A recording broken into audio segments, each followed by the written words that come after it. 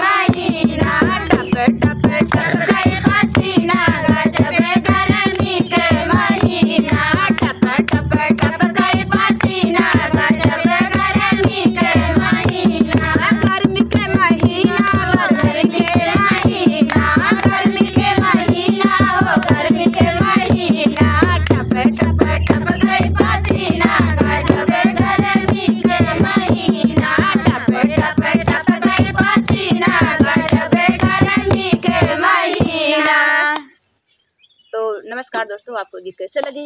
अगर अच्छी लगी हो हमारी गीत, आपको सुंदर लगी हो, प्यारी लगी हो तो कमेंट में ज़रूर बताना और लाइक सब्सक्राइब करके ज़रूर करके तभी जाना।